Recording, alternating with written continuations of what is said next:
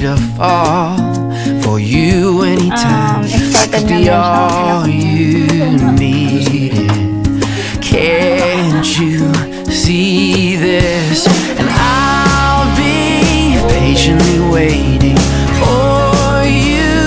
Love isn't fading. Save this heart of mine.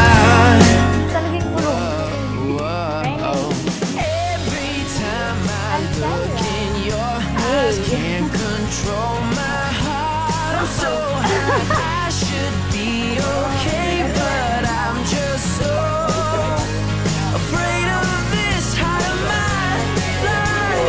Following up down the line, I can't explain, but don't mind this heart of mine.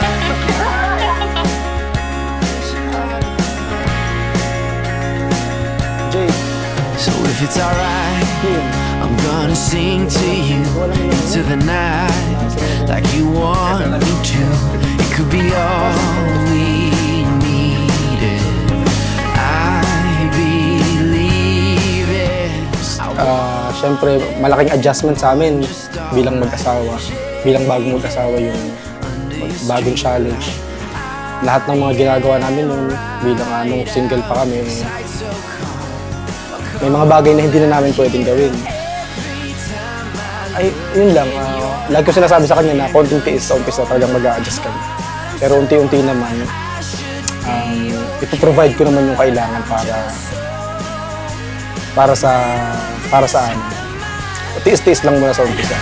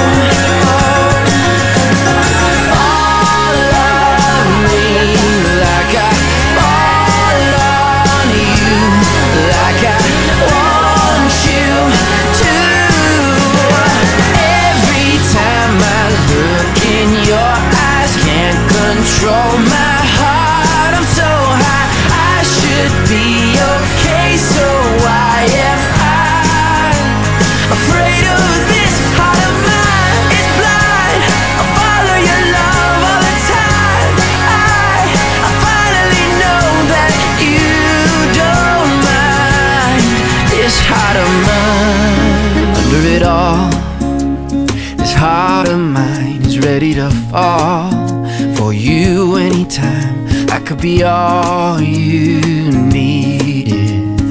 Can't you see this? And I'll be patiently waiting for you. Love isn't fading. Save this heart of mine. Whoa, whoa. Every time I look in your eyes, can't control my heart. I'm so high, I should be okay, but I'm just so afraid of this heart of mine.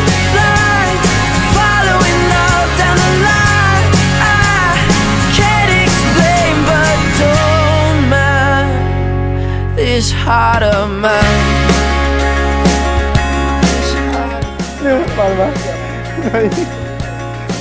So if it's alright, I'm gonna sing to you into the night like you want me to.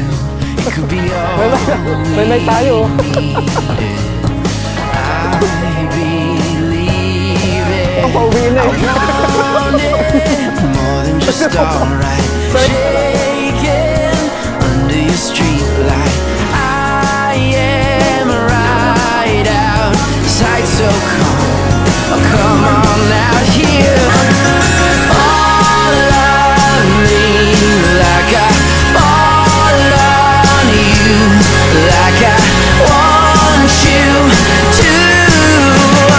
Every time I look in your eyes, can't control my heart. So I should be okay. So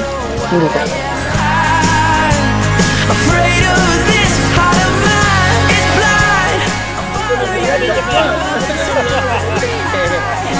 finally know that you Closer. this heart of mine.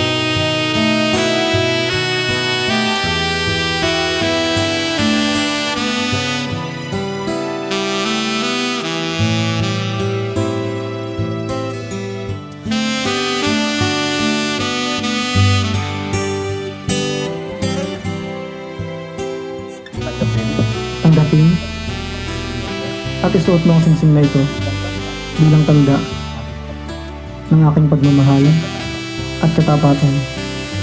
Ang singsing na ito ang magpapaalala sa iyo na ito ay mahalaga. Ikaw ay sapat na. At sa iyo ay may tapat na nagmamahal.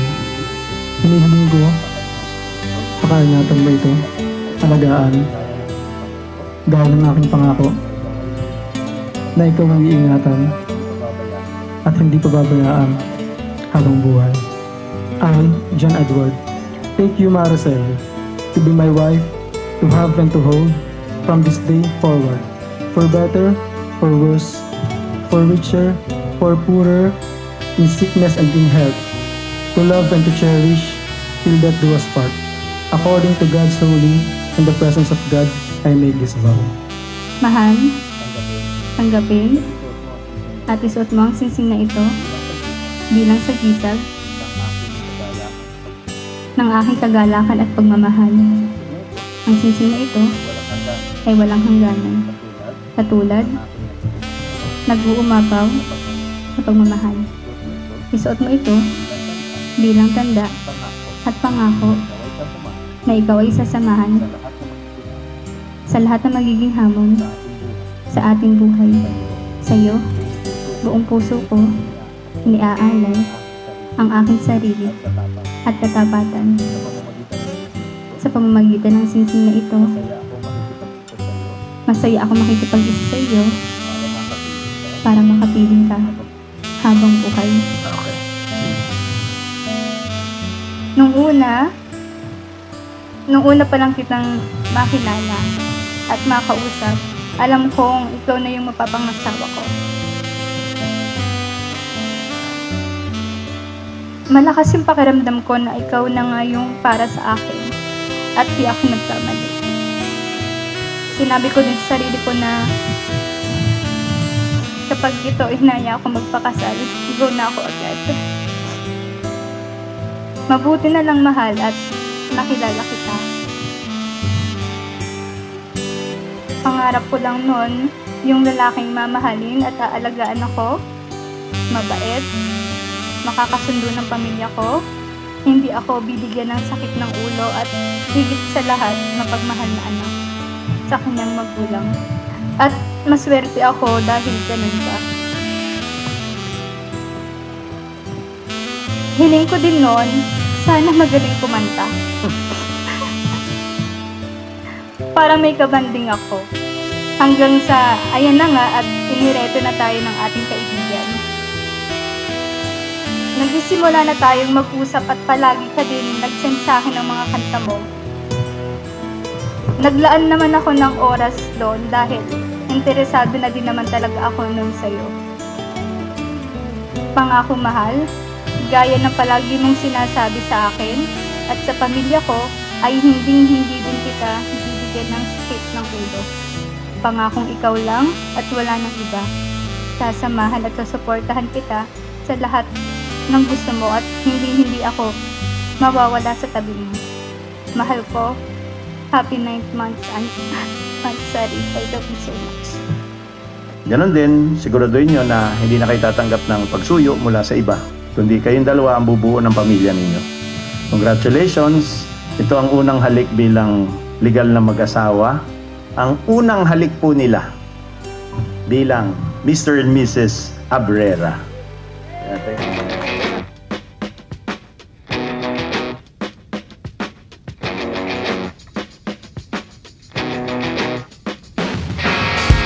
While everybody else is getting out of bed, I'm usually getting in it.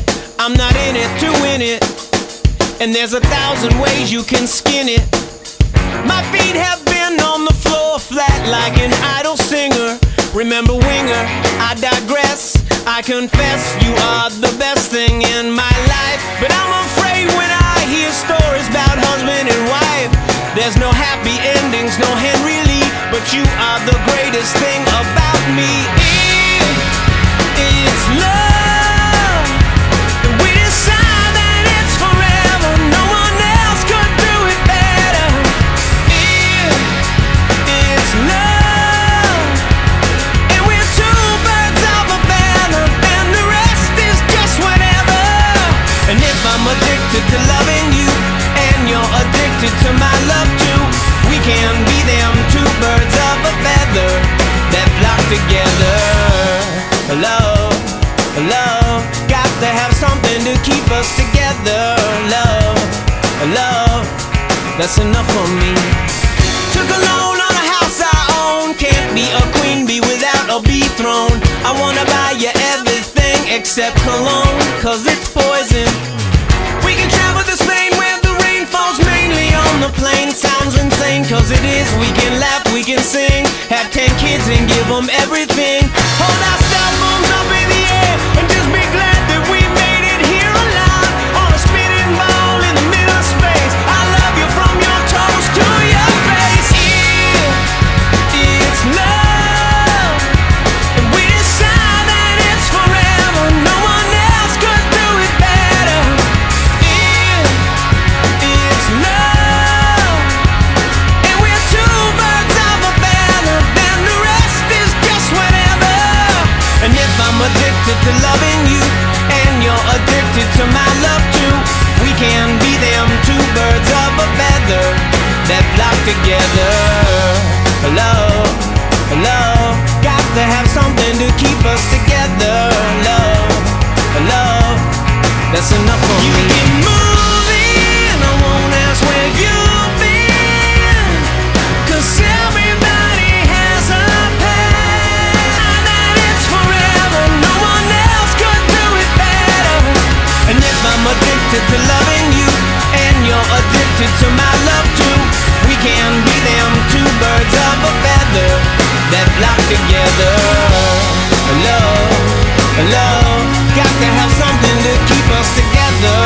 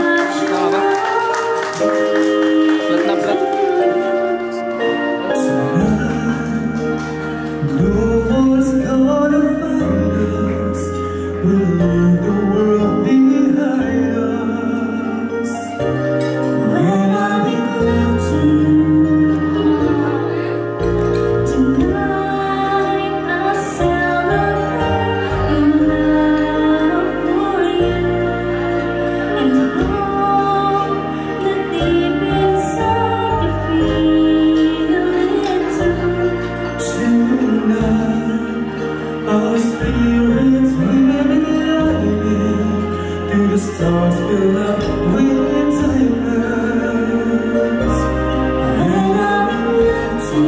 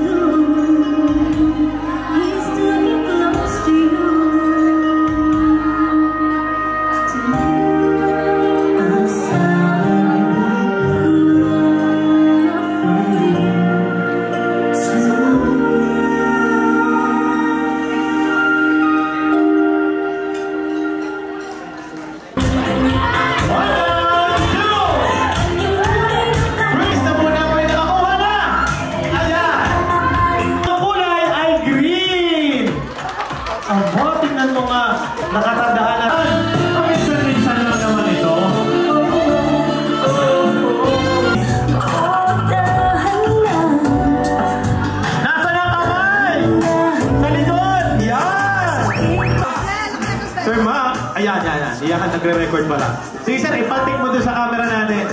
Iyan. Pakita mo na kung sino ka. Kung kanina, lower, higher na. There you go. Dalawa. Magandang gabi po muli sa ating lahat. Una po, nagpapasalamat po kami sa mga bisita po na nakarating po ngayon sa aming munting kasal. Sa mga kaibigan ko na galing pa sa Metro Manila, ayun po sila sa dulo. Ayan, may pasok pa yung mga yan bukas. Sa pamilya po ni Maricel, sa maraming salamat po sa lahat po ng effort po para po mairaos po yung kasal na ito. Kay Sir Mac Manzano po, kay Ninong po. Napakalayo din po ng pinanggalingan niya. Kagabi po naka-duty pa po siya. Tapos nandito po siya ngayon. Maraming salamat po, sir. Thank you po. Sana po nagustuhan po ninyo yung munti naming naihanda para sa inyo po. Ayun po, thank you so much. Good evening po. Sir, may nakakalimutan. Wala ka pang message sa iyong kapartner. Oo. Siyempre meron din konting pahapiyaw. Yan. Siyempre po sa aking asawa, siya po lahat yung nag-asikaso po nito kasi hindi ko na po magawang maasikaso dahil po sa trabaho. Ang tangi pong naitulong ko lang po sa kanya is pag po, ayun, kinokontak po niya ako pag may mga hindi siya mapagdesisyonan. Pero all in all po, siya po lahat yung trabaho po ng lahat ng to. Thank you so much. I love you. Kiss? Walang kiss? Mamaya na ulit. Good po, taus-puso po kami nagpapasalamat ng aking mister. Simula umpisa po, ang sabi po naming dalawa, kahit simpleng kasal lang, mahalaga po ay yung presence ng aming family at mga kaibigan, yung malalapit naming kaibigan. Ano po? Kaya po kami ay nagpapasalamat at hanggang ngayon po ay sinamahan nyo kami dito sa event na to. Sabi nga namin, kahit kaunti lang, okay lang. Basta makita natin yung mga taong gusto natin makasama ngayong gabing ito. At syempre, sobra din akong nagpapasalamat sa family ko at sa family ni Edward na sinuportahan kami para dito sa aming kasal. At yun nga po, yung pagod nyo at puyat din po sa pagiging abala din para lang po maidaos ang kasal na ito. At sa mga kaibigan po namin at sa kaibigan ni Edward na nagbiyahe ng malayo at sa ninong po namin, Ninong Mac, thank you so much po. Todo effort po yung biyahe nyo. At syempre po yung tita ko po na galing pa din Tagaytay, Tita Connie. Thank you so much po. Ayun, message ko na. Sa bahay. Chat-chat ko na lang. So ayun, message ko, hindi na tayo magiging LDR. Kasi, ako po ang pupunta sa kanya. After po nitong kasal, sabi ko sa kanya, sasamahan ko siya. Kung nasan siya, yun, doon ako. And then, ayun, thank you din po sa aking family. At yun nga, magiging first time yun. Hindi. First time na, nung magtrabaho ko sa Ola, first time ko yun na malayo sa family ko. And then, pangalawa, ito ang kay Edward, ayun. Thank you, mahal. At sabi ko nga, pag meron akong hindi ko kayang pagdesisyonan, tatawagan kita kasi nga, ang hirap mag-decide talaga, magplano ng ganito.